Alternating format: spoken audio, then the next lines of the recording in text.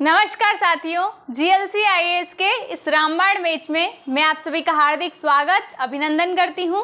और आज हम एमपीपीएससी प्रीलिम्स यूनिट 3 यानी कि एमपी ज्योग्राफी में खनिज संसाधन टॉपिक को हम इसमें कवर करने वाले हैं।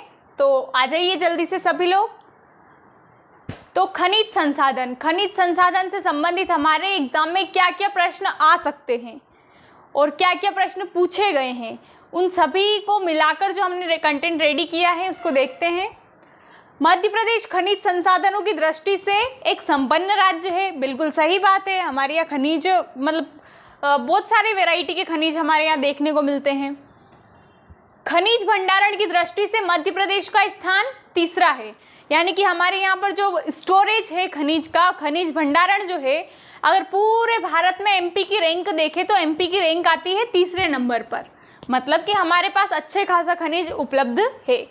मध्य प्रदेश में लगभग 25 प्रकार के खनिज पाए जाते हैं, जिसमें से 20 प्रकार के खनिज का उत्पादन हम करते हैं।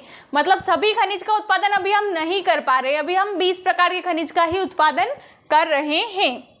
अब खनिज नीति आती है, तो खनिज नीति हमारे यहाँ आई थी, पहली खनिज नीति 1995 में, और राज्य खनिज निगम की स्थापना हुई थी 1962 भोपाल में। इसको थोड़ा याद रखें, राज्य खनिज निगम की स्थापना 1962 भोपाल में हुई।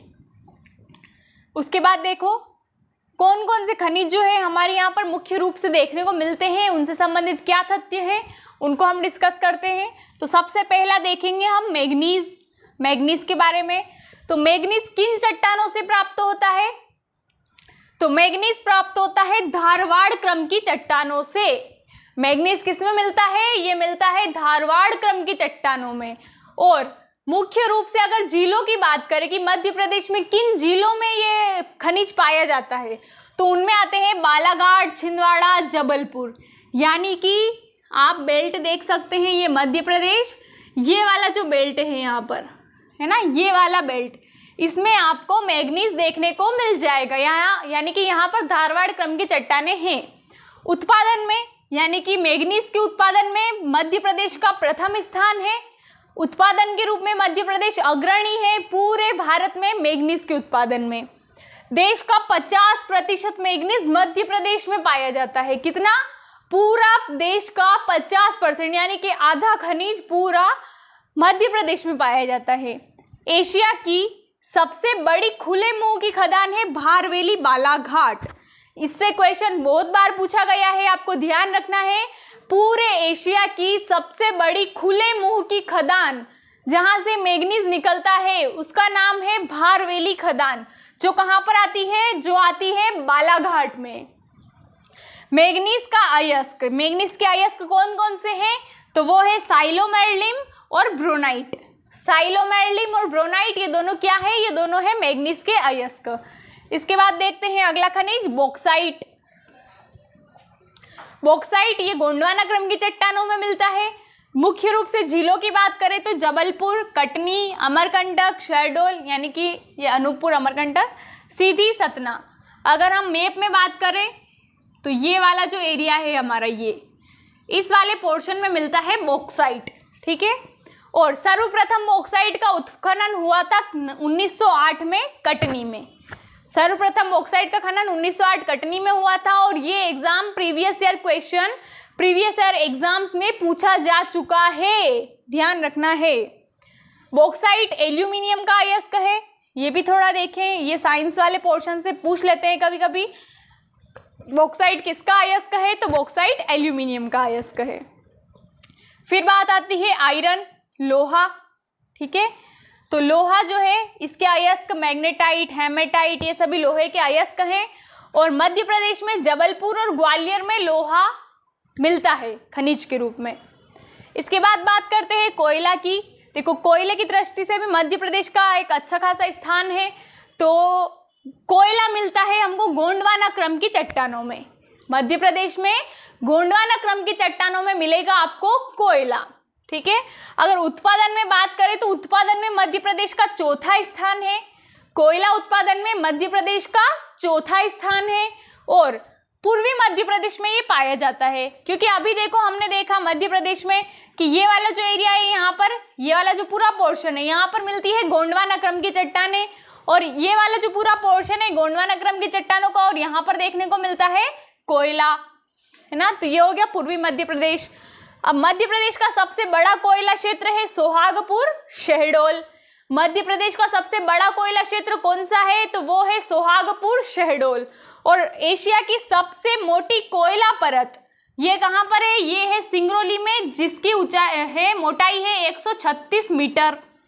मध्य प्रदेश की ही नहीं बल्कि पूरे एशिया की सबसे मोटी कोयला परत सिंगरौली में पाई जाती है, जिसकी मोटाई है 136 मीटर। और देखिए कोयला 4 प्रकार का होता है मुख्य रूप से, आप जानते हैं, एंथ्रेसाइट, बिटुमिनस, पीट और इस तरह से। तो मध्य प्रदेश में बिटुमिनस प्रकार का कोयला देखने को मिलता है ना। एंथ्रेसाइट मिलेगा आपको जम्मू कश्मीर में, लिग्नाइट मिलेगा आपको तमिलनाडु वगैरह इन एरिया में, और मध्य प्रदेश में मिलता है बिटुमिनस प्रकार का कोयला। और सबसे छोटा कोयला क्षेत्र है कोरार, जो कि उमरिया में आता है। तो सबसे बड़ा कोयला क्षेत्र जो है सोहागपुर शहडोल, सबसे छोटा कोयला क्षेत्र कोरार उमरिया, और एशिया की सबसे मोटी परत हो जाएगी सिंगरौली में। और बिटुमिनस प्रकार का कोयला मध्य प्रदेश में मिलता है। अब थोड़ा सा हम नक्शे पर गौर करेंगे। ये देखो, ये वाला जो पूरा रीजन है इसको बोलते हैं मध्य भारत कोयला क्षेत्र, और इससे नीचे वाला जो क्षेत्र है इसको बोलते हैं सतपुड़ा कोयला क्षेत्र, है ना। तो सतपुड़ा कोयला क्षेत्र के अंदर आपकी तवा घाटी और शाहपुर तवा बेल्ट, ये सारे कोयला वाले एरिया सतपुड़ा कोयला रीजन में आ जाते हैं। जबकि सिंगरौली, शहडोल, उमरिया, इस वाले ये सभी कोयला क्षेत्र जो है मध्य भारत कोयला क्षेत्र के अंतर्गत आ जाएंगे। अब बात करते हैं तांबा की, है ना।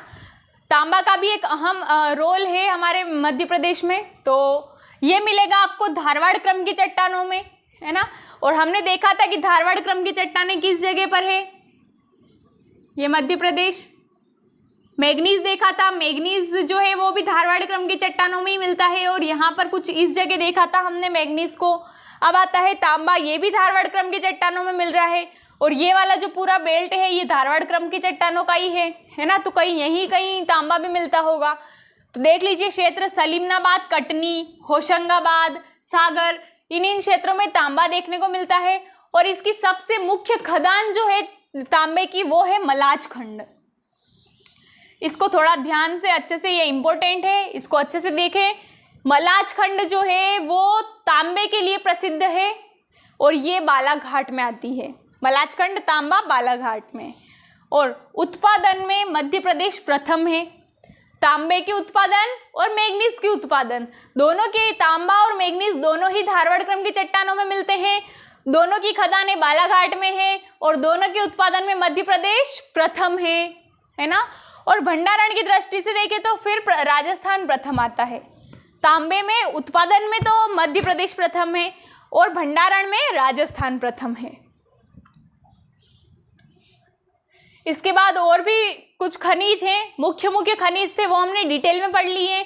अब कुछ ये खनिज है, इनके बारे में हमको बस थोड़ी सी जानकारी याद रखनी है, तो एक लिस्ट बना दी है, इस लिस्ट के माध्यम से हम उसको पढ़ लेते हैं। तो देखिए, चूना पत्थर, चूना पत्थर कहाँ मिलता है? चूना पत्थर के लिए कटनी सबसे ज़्यादा प्रसिद्ध है। यहाँ पर सैंडस्टोन ये भी देखने को मिलता है। तो चूना पत्थर के लिए मुख्य रूप से कटनी, इसके अलावा सतना, पन्ना, धार, इनमें भी चूना पत्थर मिलता है।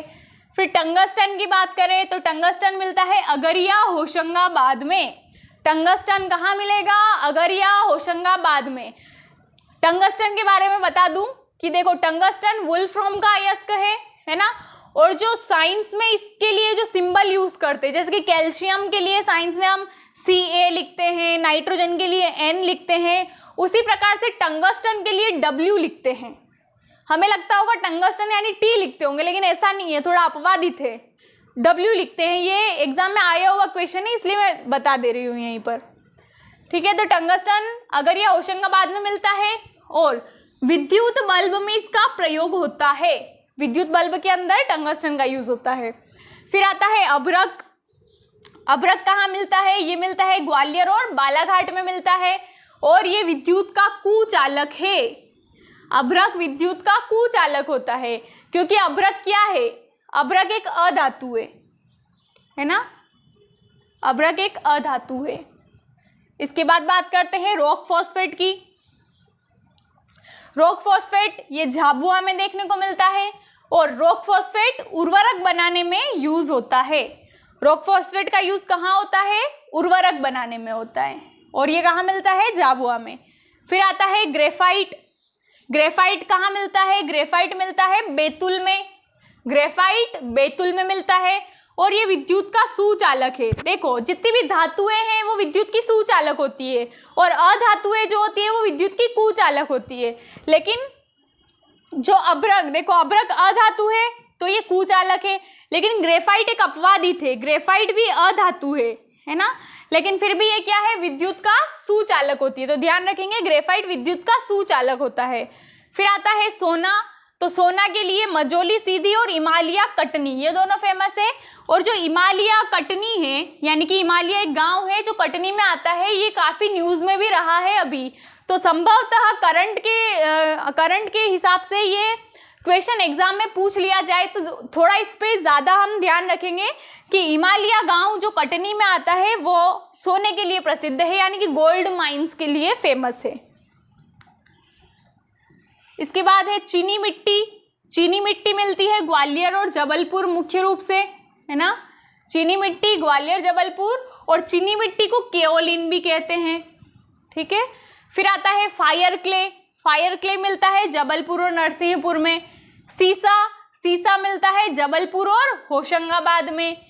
कोरंडम, कोरंडम मिलता है पीपरा, परकोटा, सिंगरौली में। कोरंडम, पीपरा, परकोटा, सिंगरौली। फिर फेल्सफार, फेल्सफार मिलता है जबलपुर में। सुरमा, सुरमा भी मिलता है जबलपुर में। कैल्साइट, कैल्साइट मिलता है बड़वानी में, ठीक है। और ब्रह्मास्त्र, ये ब्रह्मास्त्र जो है एग्जाम जो एमपीपीएससी प्रीलिम्स है उसके लिए ये, इसमें आपको बहुत ज़्यादा फैक्ट मिलेंगे, यूनिट वाइज मिलेंगे, और कुछ इस तरह से ये रहेंगे कि आपको डायरेक्ट ही एक ही, मतलब जैसे कि यूनिट 1 का ब्रह्मास्त्र है, तो जब आप ब्रह्मास्त्र पढ़ लेंगे तो ऐसा हो जाएगा कि पूरा ही यूनिट 1 कंप्लीट एक ही वीडियो में, इस तरह से कुछ रहेगा वो, इसको देखना ना छोड़े। और इसके अलावा ये जीएलसी का एप्लीकेशन है, यहाँ पर आपको टेस्ट सीरीज अवेलेबल हो जाएगी एमपीपीएससी प्रीलिम्स के लिए। और जीएलसी की टेस्ट सीरीज बेस्ट है, मतलब बेस्ट है, और आपको लगाना है और आपके मित्रों को भी सजेस्ट करना है। अभी तक आपने आपके फ्रेंड्स को नहीं बताया है तो जल्दी से जाके बताइए, क्योंकि ये टेस्ट सीरीज उनका सिलेक्शन सुनिश्चित कर सकती है। तो आपको जल्दी जाना है, आप लोगों को भी इसको डाउनलोड करना है, टेस्ट सीरीज लगाना है और आपके मित्रों से भी टेस्ट सीरीज लगवाना है, क्योंकि कहीं ना कहीं ये आपके सिलेक्शन का एक माध्यम बनेगी। इसके बाद वापस आ जाते हैं हम हमारे खनिज पे। फ्लोराइड, फ्लोराइड मिलता है जबलपुर में। देखो मैक्सिमम खनिज जबलपुर में मिलते ही मिलते हैं, तो अगर आपके सामने ऑप्शन, मतलब आपको कुछ याद ना हो जबलपुर हो, तो उसको तो चूज कर लेना है, क्योंकि जबलपुर मैक्सिमम खनिज मिलते हैं वहां पर। फिर आता है एस्बेस्टोस। एस्बेस्टोस मिलता है झाबुआ में। सिलीमेनाइट ये मिलता है रीवा और सीधी में। टीन, टीन मिलता है बैतूल में। बैतूल में 2 खनिज मिलते हैं, एक टीन और एक ग्रेफाइट। उसके बाद है बेराइट। बेराइट मिलेगा टीकमगढ़ में। और जिप्सम मिलता है रीवा में। जिप्सम रीवा। फिर देखो कोल बेड मिथेन, ये है कोल बेड मिथेन।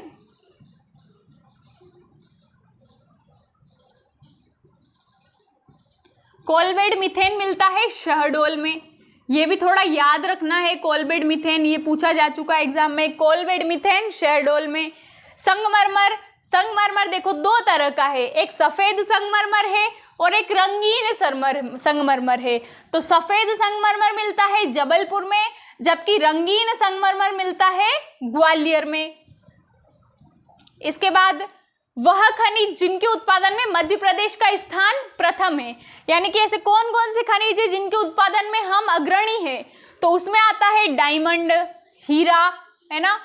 उसी तरह से जीएलसी की टेस्ट सीरीज वो भी एक तरह से डायमंड है, ठीक है। तो डायमंड को आपको खोना नहीं है, उसको जाके लगाना है। तो मध्य प्रदेश डायमंड में अग्रणी है। उसके अलावा पायरोफाइलाइट, गेरू, कॉपर यानी कि तांबा, स्लेट, इन सभी के उत्पादन में मध्य प्रदेश प्रथम है। फिर मध्य प्रदेश की खनिज नीति की बात करें तो अभी तक 3 खनिज नीति आ चुकी है। प्रथम खनिज नीति 1995 में, दूसरी 2002 में और तीसरी खनिज नीति आई 2010 में। मध्य प्रदेश में गौण खनिज नीति कब आई? तो गौण खनिज नीति आई 2004 में। इसके बाद और भी अन्य तथ्य देख लेते हैं खनिज। उससे पहले मैं आप लोगों को खनिज नीतियां याद करवा देती हूं। तो देखो, पहली खनिज नीति 1995, ध्यान रखेंगे 1995। फिर दूसरी खनिज नीति 2, देखो दूसरी 2 सेकंड, तो ये आई 2002। दूसरी खनिज नीति 2, 2002 और तीसरी खनिज नीति ये 5 और ये 2, तो 5 दूनी 10, ठीक है। 5 2 और 5 2 जा 10, 5 दूनी 10। तो पहली खनिज नीति 95, दूसरी 2 में और तीसरी 5 दूनी 10 में। और चौथी खनिज नीति कौन सी है? तो चौथी खनिज नीति है गौण खनिज नीति।